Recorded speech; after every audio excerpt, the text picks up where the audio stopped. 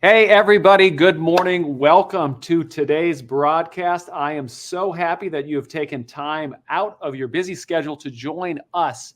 And I will introduce the us in that sentence here in just one second. But first, I do want to cover a couple pieces of ground rules here. One, we are all here to talk about we're going to talk about what's in that big, beautiful bill. What does it mean to you as an advisor? What does it mean to you and your clients? But to introduce you to my co-host, my guest, Becky Swansburg. She is the CEO of Stonewood Financial, bona fides when it comes to taxation and understanding government regulation. Becky, good morning. Thanks so much for having me. And I am your host. I will be your Sherpa on this guide here, on this expedition. My name is Dennis Mattern with CreativeOne. And a couple ground rules. So first off, everybody that is attending, you are in attendee mode. That means that you, of course, can't verbally chime in. However, if you look to the bottom right corner of your screen, you will see a chat box. It's blue. If you hit that, you'll notice that there's chat and there's Q&A. So now I want you to know this. If you have a question, if it's germane to the flow of the conversation, we'll work it in then. If not, we will do a little bit of Q&A at the end. But I want you to know this. If you type in chat, everyone's going to see what you wrote. If you type in the Q&A box, only I will see that. I am looking at it. I've got it right here. I will be your proxy. I will ask that question for you. So that is up. That is going. You can do that. So from there, I want to jump in also to let you know that we are recording. I've got a couple offers that are going to get pushed out to you. So first off, for those of you that don't know who CreativeOne is, CreativeOne, we are what is known as an IMO, an independent marketing organization. We have 3 business units here at CreativeOne. We have the annuity life disability side. We handle marketing. We do all of that. We also have a boutique hybrid broker dealer, CreativeOne Securities. And then in addition, we also have CreativeOne Wealth. That is our RIA arm. If you're not familiar with us, we have been around for 40 years now. We build product, we sell product, we market product, and we help advisors get in front of their next client. So a little bit about us. That being said, let's get into the bill itself. We are here to talk about that one big, beautiful bill. Becky, before I get too far here, before I start peppering you with questions, could you tell us a little bit about yourself? Give a little bit of your bona fides because they are fantastic. Absolutely. Well, look, like probably half of the people on this call today, because it is very common in our industry, I ended up in financial services, but I did not begin my career here. I actually started my career in Washington in politics and government. So I worked in the White House under George W. Bush during his first administration. Then I moved over to Capitol Hill. I worked for the Speaker of the House and several different members of Congress, all on kind of tax and other legislative priorities. So one of the things that I always say that really attracted me into our industry is that my time in Washington helped me understand that, all these decisions being made in the Capitol, being debated on Capitol Hill, being passed by the president, they all have such an incredible impact or potential to impact American savers. But it's really hard for most American savers to kind of follow the dotted line between what's being debated and how they need to plan for the future. And so that's really what I'm excited to talk about today is not just what's in the one big, beautiful bill, but what does that mean for the kind of financial strategies we're offering clients? And then also, how do we frame up and leverage this legislation to help our clients make just more informed decisions about their future? Yeah, I I was having a conversation with my wife the other night, and she was asking me as financial advisors, how do you have these conversations with your clients without, it is pretty polarizing if you get into the political side of things. And I told her, I'm like, as financial advisors, it's not about necessarily who's in office. It's about what's being enacted and how it affects our clients. Our job is to help navigate these things and help our clients make the best decisions, which you and Stonewood, what you guys bring to the table is just fantastic. So Becky, are you ready? I am ready. I will tell you the one constant in Washington is change. So let's talk about what's changed. I love it. Again, as a reminder for everybody, if you look to that bottom right side of your screen, you will see that there is a chat box. You can use that to communicate with us. If you've got a question, again, if it fits the flow of the conversation, boom, we'll talk about it then. If not, we are going to do a Q&A. And then also, if you look over to the Q&A side, there is a Q&A box. Only I see that. So if you're feeling bashful, I will be your proxy. I will ask your question. Becky's going to answer it. Okay, Becky, first off, big picture item.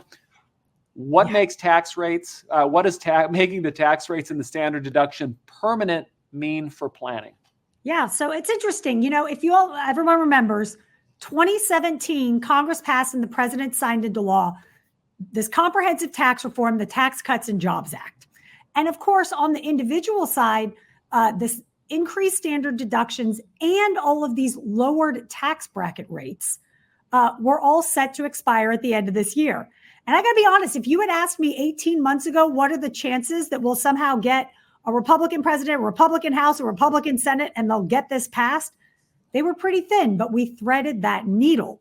So now all of our tax bracket rates, which today are at these lower rates, have been made permanent. And it's not an insignificant reduction or maintenance of these lower rates. Currently, for kind of middle American savers, kind of middle household income savers, tax bracket rates are about 30% lower than they were pre-reform, than the rates we've seen in the 90s and early 2000s. So this does represent for our clients a significant extension of these lower tax bracket rates. So first and foremost, let's celebrate with our clients. The good news is these lower rates are not expired at the end of the month. But of course, there has to be an asterisk. It's government. There's always an asterisk. And the biggest asterisk with this is that permanent in the government does not mean permanent. We think of permanent and we say, well, that's it forever. What permanent means in the sense of legislation like this that gets passed by Congress is now for tax bracket rates to change, a future Congress and a future president will just have to vote for them to change. So we'll have these lower rates until Congress votes to change them again. So how do we help our clients kind of plan into this unknown area? Well, it's interesting. I went back because I'm a government geek. ChatGPT is very concerned about how much time I spend researching dead presidents. But I went back and looked and kind of said, let's look at all the tax cuts, the Kennedy tax cuts in the 60s, the Reagan tax cuts in the 80s. We had Bush tax cuts. We actually forget that Clinton or Obama extended some of the Bush tax cuts. And then, of course, we had more tax cuts again. If we kind of look across modern history, most permanent tax rate reductions last between maybe 8 and 12 years. So so normally within about 8 to 12 years, a different kind of administration comes in. America is in a different spot, and they pass some kind of new package, which then adjusts the rates once again. So when I'm thinking about kind of, as we do financial planning, we are always trying to guess the future, and we don't know the future. So I'm always looking for what's a good rule of thumb to kind of think about how long these lower rates might last. And I think kind of that 8 to 10 year range is reasonable looking at history. Now, the thing that could upset that is that we are in very politically volatile times. We are seeing big electorate swings from election to election. We kind of haven't settled into a rhythm of what we are as a nation right now politically. And so we could see a new administration, if we had a Democrat, if Democrats retake the House and Senate, that they could push to kind of remove some of these lower tax bracket rates, particularly on higher net worth Americans, which of course are a lot of our clients. So I think we can celebrate the taxes are low, but we have to help our clients frame this up like this. We have to leverage the excitement over today's lower tax bracket rates to prepare for potential tax increases in the future. So it's really about leveraging what we have now to prepare for higher rates in the future. It is not about assuming we will have lower rates forever. Becky, that is a great point, because what this could do, and we'll talk about this later, just to tease a little bit about Roth, but we do have an issue here of potential complacency when it comes to doing those moves. And you are 100% right. Taxation, if one door closes, the government does find a way to open another one, right? Yeah. And I see this note from William. You're absolutely right. The lower rates we have today are an extension of the rates that we've had for the past several years. So our clients will get to maintain those lower rates rather than have them revert back to higher rates starting January 1. Fantastic. Okay, so let's jump ahead. Let's talk about senior clients. So how does the enhanced senior deduction open up planning opportunities? I believe this is the part of the One Big Beautiful Bill that is most confusing and most misunderstood by most of our clients. Because obviously President Trump campaigned on this idea that senior citizens, their Social Security benefits should not be taxed. And of course, with the passage of this bill, the White House has celebrated kind of this, we've now relieved seniors of taxation on their Social Security benefits. Of course, that is not exactly what has happened. And part of the reason that that's not exactly what's happened is this legislation passed out of the Senate under reconciliation, which is a special set of rules that lets the Senate pass the bill with only 51 votes rather than a supermajority. But it limits what you can pass. And, a lot of our clients don't realize the taxation of their Social Security benefits does not really go to the IRS into the general treasury funds. It's actually earmarked for the Social Security and Medicare trust funds. So Congress was not able to directly eliminate the taxation of those Social Security benefits due to the negative impact on the trust funds. So what did they do? They got creative. And what they said instead was, look, all Americans age 65 plus will now get the opportunity for a new tax deduction. And this new tax deduction is on top of their existing standard deduction. It is $6,000 for individuals, so up to $12,000 for a married couple if they're filing jointly. And of course, it phases out. So you can get the full benefit up to $75,000 of income as an individual, or let me check my notes, at $150 for couples. After that, it phases out at 6 cents per dollar. So like every extra dollar, you get a little less benefit. Totally phased out by $175,000 for individual filers and $250,000 of income for joint filers. So this is going to hit a lot of our clients, either with the full package or at least with part of that deduction. Now, it's worth noting a couple things. Number one, you don't have to have elected Social Security to get this benefit. So this tax deduction is available to all of our clients as long as they are age 65 plus and meet those income requirements. The other important thing about it that I think is really important to note is that it is not permanent. Mm-hmm. It is only going to be in place for the 2025, 26, 27, and 28 tax years. So that means for the next 4 years.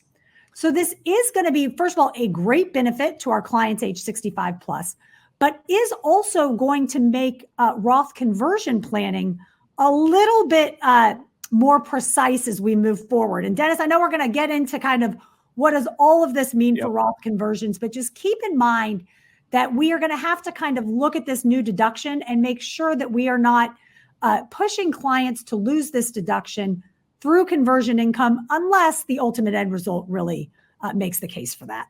So lots of nuance here. Lots of nuance. But the biggest thing for our clients, I think that's important is whether or not you've elected Social Security, you will get this deduction, but it's only good for the next 4 years. Okay, so we're going to move from there. We're going to move to estate planning. So what does the $30 million estate exemption mean for high net worth planning? What do we have there? Yeah. This is, I think, a great piece of this for our higher net worth clients, because part of the package from the Tax Cuts and Jobs Act that was set to expire at the end of this year were these higher estate tax exemptions. Mm-hmm. In this bill, those are now permanent. Again, with the asterisk that permanent only means until Congress changes it. But I do think this gives us a little more runway for clients that are looking to move assets under that exemption to their heirs. So this should be very helpful. I know a lot of the strategies we've been helping clients with over the past few years kind of assumed that we might lose this year. So this just gives us more runway to get that wealth transfer done. I like it, and that's a permanent one. And I want to reiterate something that you've said a couple times here, is that, and something that I guess maybe my jaded view of things is that even though these are permanent, these things are permanent, Congress always finds a way to tax us somehow, right? Yeah, that's right. I do see a good question on the Social Security deduction. That is not against Social Security income. That is against your total modified or gross adjusted income that you are filing during your taxes. So that's where those income levels. Becky, you're sharper on the questions than I am. I need new glasses here. For everybody out there, I just want to remind you as we go through the next couple questions, we are recording, so you will have a link to the recording after this, and then also we are going to do a little Q&A at the end, so we'll keep that going, and we'll just keep trucking. So one that comes up, another one that's there, that's listed as a permanent provision is the safety net cuts, Medicaid and SNAP cuts. So do they, Becky, do they impact client plans, and how should advisors respond to these program shifts? This is actually a great question, Dennis, and props to you because I don't get this a lot, but I do think it's important for framework for our clients. Most of the clients we're dealing with are most likely not going to be impacted directly by the Medicaid and SNAP cuts, usually unless they maybe have a child or someone that qualifies for other reasons. However, I think that this discussion is a great way to open the door to really talk about long-term care with our clients. Because what this is really about is the long-term viability of kind of our social safety net structure in America. And, when we look at the funding shortfalls that are projected for the Medicare program, it is very clear that currently we do not have enough revenue coming into the government to pay for all of the benefits that we owe people. Over the rest of the century, over the next 75 years, there's about a $78 trillion shortfall in Medicare and Social Security benefits alone. So one of two things the government can do. It can either raise taxes, and who are those taxes going up on? Our clients who have higher net worth. Yep. Or it can reduce benefits. And when they start means testing and reducing benefits, who do they reduce them for? Savers with more income. So where I like to leverage this is really helping our clients understand that we want to plan for their Medicare and Social Security benefits, but we also want to make sure that they have strategies, income sources, and long-term care protection that if the government decides they need to take more of that responsibility onto themselves, they're prepared and it won't go and blow up their retirement approach. It's amazing. There was a study that came out that said, I think for the average 65-year-old couple today, they will spend about $320,000 in medical expenses alone in retirement. So when our clients look at, they have $1 million IRA, most of them I don't think are mentally earmarking a third of that for medical expenses. So the more we can help them either directly with long-term care or with some of these annuities that have doublers or life insurance products with long-term care benefits on them, we can really kind of help make sure they have some additional safety net for if things get hairy with the government, because right now the math is not mathing on these programs. I think when it comes to long-term care, you hit a great point, and it's when you look at that cost, and I think every advisor that's listening to this has seen the studies where it says that, like you just quoted, the 65-year-old couple, the number when you present it to clients, when you say that 300 and that huge number, it almost seems overwhelming, but it really adds up sneakily to the average American retiree. And this is a great opportunity, like you're saying, to have that conversation and get these things flowing. And I'll put a little aside to this. This was not impacted by this piece of legislation, but as we look at kind of the fiscal stability of our nation in the years ahead, one real bright spot of revenue generating success for our government has been the IRMA fees, these income related monthly adjustment amount fees that some clients, based on their income level, pay on top of their Medicare Part B and Part D premiums. So the government basically came in, put an additional tax for higher income Americans on Medicare, and that way generates more revenue to help pay for these programs. So, a lot of the adjustments in this bill were about making deductions permanent, new deductions, or keeping tax bracket rates low. But Congress also has two more tools in their belt to change taxes. One of those is just adding new taxes and fees like IRMA. I will mention the Medicare Part B and Part D trust funds are almost the only trust funds in the entire government expected to be fiscally sound in the next 10 years and beyond. And the government has said it is because of IRMA fees and premiums, because they can just raise those as much as they want. Yep. So we have to keep our eye on that. And the other piece is we have to keep our eye on how much income is applicable at each tax bracket rate. And we've seen this in reforms before. Actually, the Reagan cuts, one of the ways that they got that super high top income bracket down was by saying, we'll dramatically lower it, but we'll also dramatically lower how much income it takes to be in that bracket. So we kind of have to keep our eye on all these different moving parts, which is why I think this kind of comprehensive planning will continue to be very important when it comes to taxes.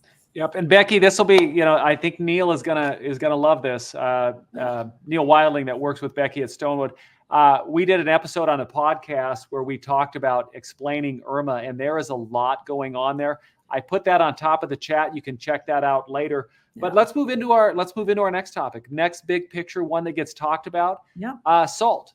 What should advisors know about the new SALT cap? And this one is temporary, right? This is also temporary.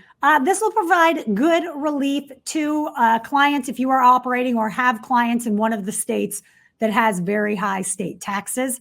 Unlike here in Kentucky, when I pay my taxes to Kentucky every year, I write that check and I think that is not enough money to run this state. Other states don't have that problem. To be fair, when I write my check to the IRS, I think that is way too much money to run this country. But this will be another one of those pieces that when we get into really Roth conversion planning in the years ahead, if you have clients that are in these high tax states that are going to qualify for a lot of this SALT deduction, we need to make sure that through the conversion process, we are not inadvertently eliminating too much of this deduction. Nice. Okay. So lots to talk about with our clients, which brings us to maybe the big question, which is, so Becky, what does this mean for Roth conversions? We need to come back to this topic. I will tell you the number one question I am hearing from both clients and advisors is like, are we just crying wolf on taxes at this point? Like for years, we've been saying taxes are going up, taxes are going to go up. We got to convert this money. Now Congress just made them lower permanently. Like, do we really need Roth conversion still? My answer is absolutely yes. And the reasons we need Roth conversion still really haven't substantially changed with the passage of the One Big Beautiful Bill. So I still sometimes have trouble saying One Big Beautiful Bill with a straight face. With the passage of this bill. So I want to talk first about why we are still in a very pro-Roth environment, in my opinion, and then what has changed about structuring Roth conversions for our clients, because that's where I think the rubber is going to meet the road. And the advisors that are going to really differentiate themselves with clients will be the advisors that can say, it's not just that I'm telling you to convert, I can help you convert in a way that long-term minimizes taxes, fees like IRMA, not just over retirement, but also during the conversion process. So let's start. Why Roth conversions? All right. Number one, we talked about permanent not really meaning permanent. This does not mean we are in a low tax bracket rate environment forever. So I'll come back in a little bit of that, but just keep in mind that mostly lower tax bracket rate environments in America last maybe 8 to 12 years. They are not long-term endeavors. And in today's politically volatile environment, I could make the case they may last even shorter than that. If we have the Democrats come and sweep government, they're going to want to raise taxes, maybe not on all Americans, but certainly on the higher net worth Americans that many of us serve. That's number one. Number two, when we're talking about do we need Roth conversions, what we're really saying is there a chance that taxes will be higher in the future than they are today? Because like everything in financial planning, retirement planning is really about mitigating risks, right? Like the market could do 18% a year forever in retirement. We don't want to bet your retirement on that. So we allocate some of your assets to fixed income and we get this balanced portfolio so that you have some protection. When it comes to taxes, we're just doing the same thing. We're trying to say, is there a reason to protect our clients against the risk of higher taxes in the future? Well, one of the challenges with today's tax bracket rates is that there's really nowhere to go but up. If tax bracket rates for many Americans are almost 30% lower than near-term historical norms, than the late 80s and 90s and early 2000s, how are taxes going to be lower in the future than they are today? And when I get to these, like, what are the pressures that can help us figure out where taxes are going, I really watch three things. And these are, I think, three important things to communicate to our clients. So when I say we don't know the future, but we've got to use kind of data at our hands today to make educated guesses about where taxes are going, I watch three key indicators of future tax rates. Okay, the first, government spending. Now, government spending says to me, are the taxes we have today enough to fund the government we are providing? Let's not even worry about the future. Let's just worry about the government we're providing today. Well, every year, the Congressional Budget Office actually puts out a full accounting of all the revenue our government takes in and all the expenditures that it expends. In the last fiscal year, for fiscal year 2024, the government took in about $4.9 trillion in taxes and fees. $4.9 trillion. And that's a lot of money, unless, of course, the government spends more than $4.9 trillion. And on the spending side, I think, is where there is some data that our clients really need to understand. In the last fiscal year, on mandatory government spending alone, this is not congressional spending. This does not include defense and transportation and infrastructure and the Department of Education and anything else. Just on the codified in law mandatory spending, things like Social Security, Medicare, Medicaid, interest on our debt, the things the government has to spend no matter what. We spent $4.9 trillion. So in the last fiscal year, every single dollar the government raised as revenue was spent before Congress passed a single bill, before the president had a single priority. Medicare, Social Security, interest on the debt are eating up currently every dollar the government's raising. Now, of course, Congress did spend money. We need defense. We need a military. We need transportation and roads and infrastructure. All of that spending was then deficit spending, and that was about another $1.8 trillion.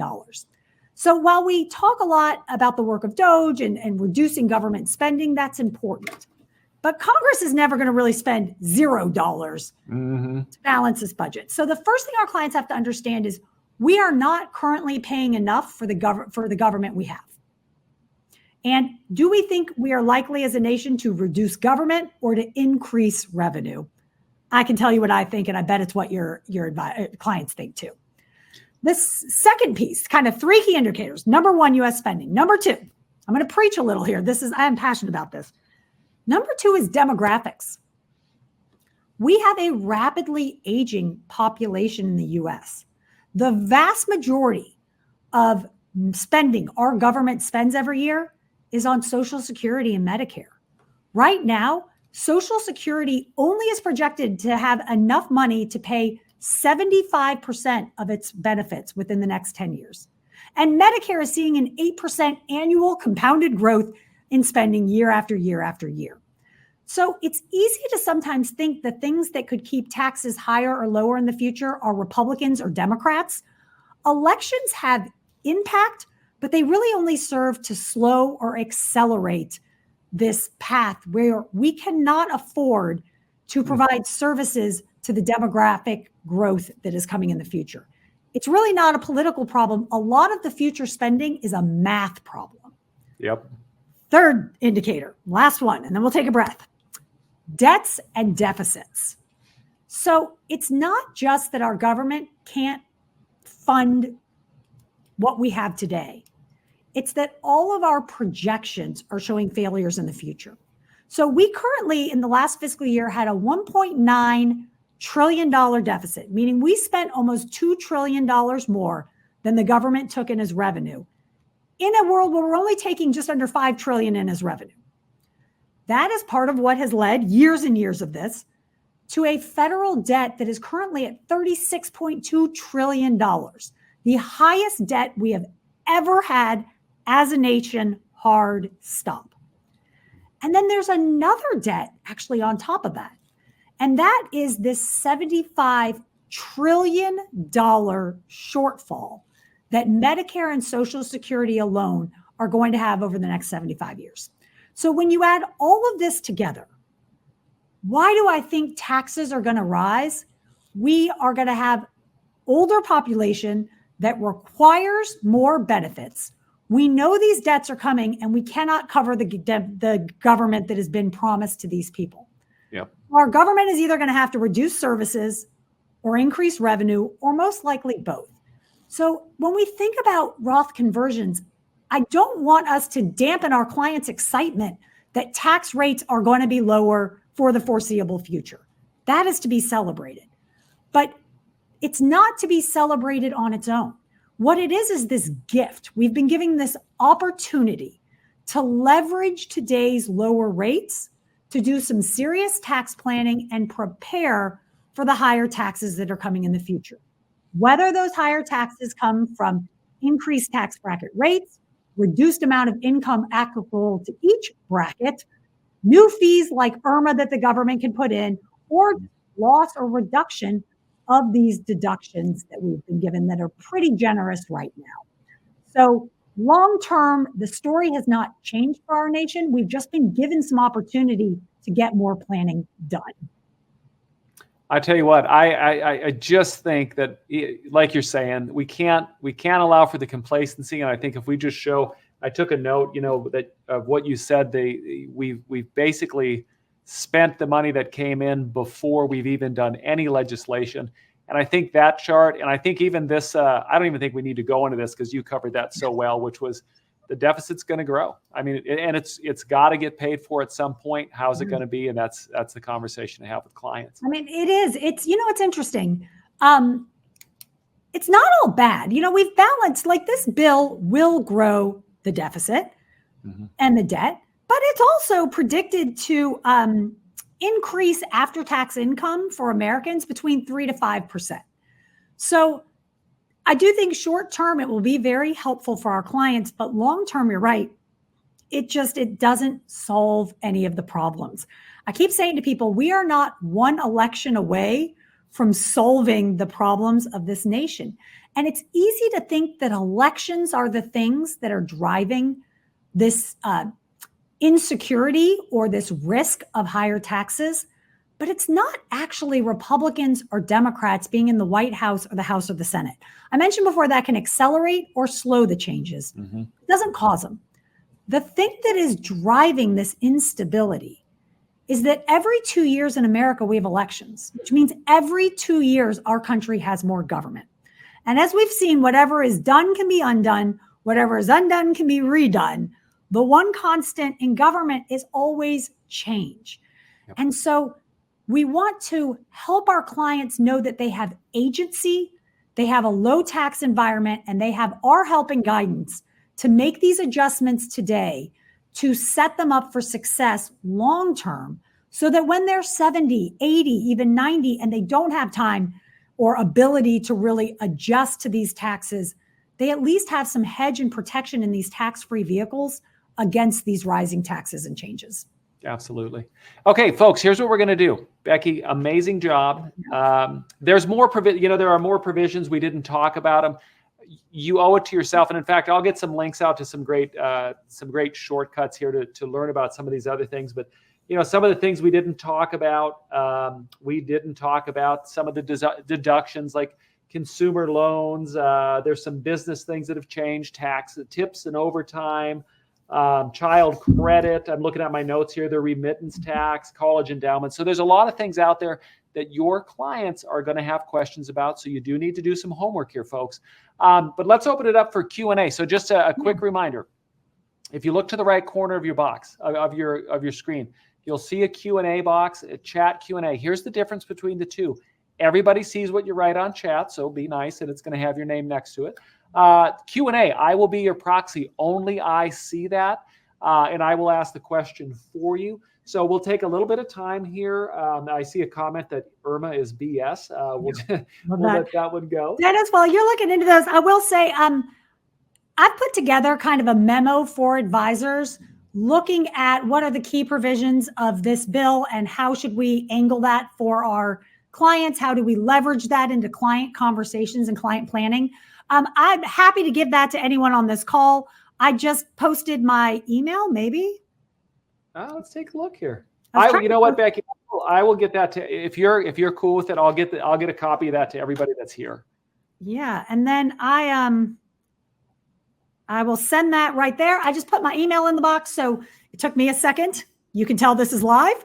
That's my email. If you want to shoot me an email address, it's just becky@stonewoodfinancial.com. Happy to shoot you over the memo, and that might help kind of cover some of these other topics as well. Boom. And I just pinned that to the top of everybody's chat, so it's right there at the top. Okay, so let's go run through some of these. Yeah. Becky, if nothing is permanent, what would stop Congress from taxing Roth accounts? Absolutely great question. Two answers to that. One is I know CreativeOne has a phenomenal life insurance department. And one of the reasons that for legacy planning, but even increasingly for income planning, a lot of advisors are leveraging cash value life insurance is because the rules really can't change for some of these tax-free vehicles that are contracts. So a Roth account, like an IRA, is just an account. When Congress changes the rules, new changes can impact those accounts. So part of the answer to that question is if we really want to protect clients from potential changes, it is valuable to have at least a part of their tax-free assets in one of these contractual products like life insurance. Because when Congress changes the rules, contracts are, of course, according to the courts, grandfathered into the old set of rules.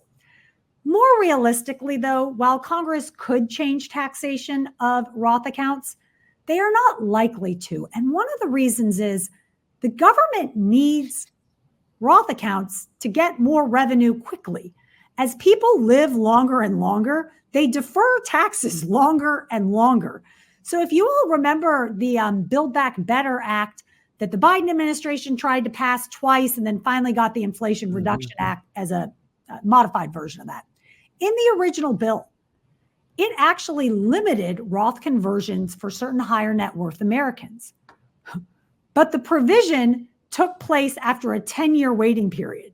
So basically, the Congress wanted to put a fire sale on Roth conversions to get that money in before they limited it because they were depending on the tax revenue from those conversions to help balance that bill. So the government is actually helped by Roth conversions just because it gets its tax dollars now, even if it's at a discount from what they could get in the future. Love it. Becky, a clarification question. Someone put this in here. And folks, keep them going. I'm trying to get through them as quick as I can here. What was the, I saw something here. What was the 25,000 Social Security limit that I saw? You're saying it's a 75K per person? So the Social Security, the new deduction that is designed to offset the taxes you pay on Social Security, that's mental math. You can offset it against any part of your income, but let's offset it against those taxes. That is up to a $6,000 deduction per individual. It starts to phase out once you have $75,000 of income, reportable income to the IRS. Mm-hmm. So the phase outs are going to come starting at 75, and then it's totally gone. You get no deduction at 175,000 for an individual. So that is where that comes from. I just saw, David, great question about Stonewood's Roth conversion software, but this is actually a point we need to come back to about structuring Roth conversions. You know, there is two parts to a Roth conversion. One, or a Roth conversion analysis. And this is why Stonewood, we have this Roth Done Right software. I'll try to put the link in the chat for you all. One of the reasons we developed this was we found most people were only analyzing Roth conversions in one way. And it's an important way. And that way is saying, over my client's lifetime, would a conversion reduce their taxes and IRMA? And maybe the answer is yes, maybe the answer is no. Mostly the answer is yes. What we have to layer on top of that, though, is saying, okay, long term, it makes sense. How do we actually convert these funds in the years ahead in a way that will not cause them to pay extra taxes and IRMA? So is it a 3-year conversion? Is it a 5-year conversion? Is it a 10-year conversion? So what our software does is it really analyzes all these conversion patterns so your clients can make an informed decision, not just about the Roth conversion itself, but about how to execute that Roth conversion with your help. So yes, that software will be updated with these new deductions and those schedules, I would assume across the industry. Now that we know the process by which that deduction is reduced, that 6 cents per dollar, all of these will be updated with that new provision. And I think this is where we talk about a lot of these, the SALT deductions and these new deductions are going to impact potentially how we structure Roth conversions. It's not that Roth conversions aren't a great idea. It just might make sense now to convert over 10 years rather than 5 years. And you really want, whether it's Stonewood software or somewhere else, you just want the ability to analyze all those different conversion patterns and see which pattern keeps taxes and IRMA lowest for clients. The number one criticism I hear from clients or from advisors is like, I did this Roth conversion, but we didn't analyze IRMA. And suddenly the conversion put my client into an IRMA bracket they weren't expecting, and now they're paying extra money and they're upset. So it's important to understand and analyze both taxes and IRMA. So whether you use our software or someone else, just make sure that you're analyzing the impact of taxes and IRMA during the conversion and, of course, long term. So I will see if I'm sometimes really good at talking and posting things. I am. Here is the link for that Roth Done Right software. You can also email me. I can connect you with our team. We can walk you through it, show you how it works. Love it. Love it. Becky, okay. We're just going to catch a couple more here. One question I'd like you to clarify, Roth annuities, are they not also grandfathered? Great question. I wish they were, they are not. So a Roth annuity, if it is Roth annuities are okay. Roth annuities used in qualified accounts general and in Roths, the annuity itself is a contract, but as the money passes out of the annuity into the client, it passes through whatever vehicle is being used to contain it. So if you have an annuity in a qualified account, it's still got to pass through those IRA rules. If you have a Roth annuity, it's still got to pass through those Roth account rules. Now, when I'm looking at risk, I don't believe, look, I have IRA money, TSP money is like government 401k money. I have Roth money. I also have an IUL policy for some cash value life insurance. I don't think this is an either or discussion. I think what's so important for our clients to understand is first and foremost, we have to diversify so that you have some tax-free assets to hedge against this future risk of rising taxes. Second step, where do we want those tax-free assets to live? Is it in a Roth annuity?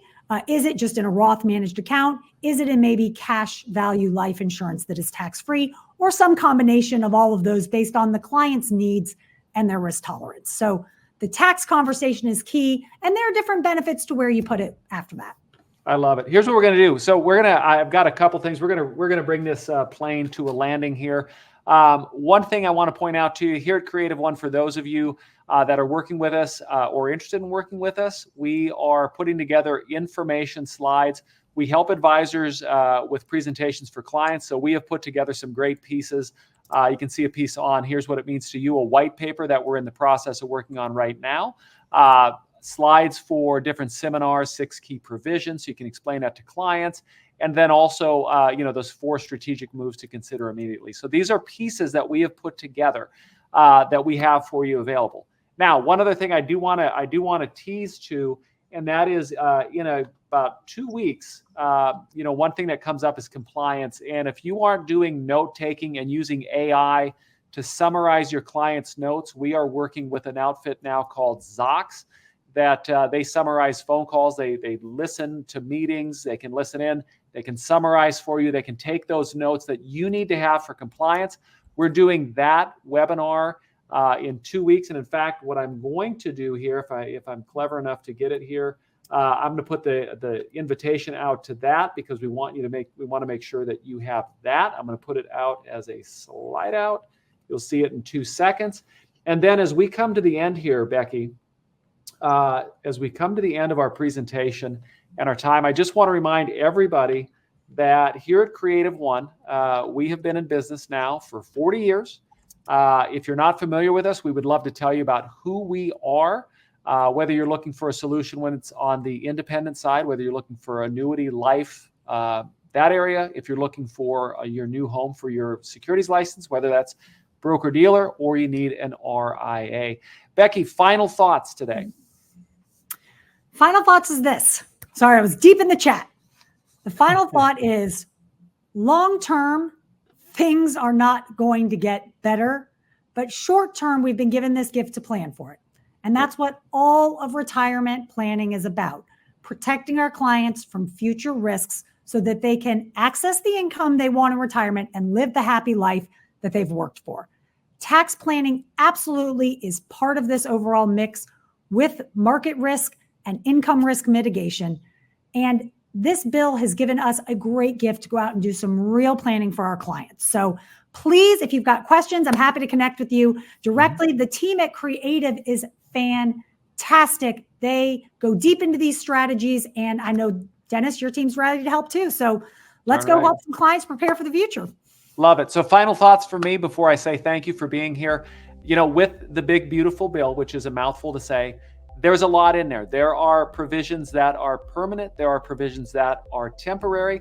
There are the big provisions that we talked about that are majorly important and affect a lot of people, but you need to also make sure that you're doing your homework, your due diligence, and looking into those smaller provisions that don't affect everybody, but could be something that is very important to your clients. So you need to know that. We'll get information, resources out to you. But with that being said, on behalf of Becky and Stonewood, which is an amazing group, on behalf of myself, on behalf of CreativeOne, I want to thank you for taking time out of your busy day to join us to talk about a very important topic that affects you, that affects your clients, and affects your practice. With that being said, I say thank you, have a great day, and we'll get a copy of the recording out to you.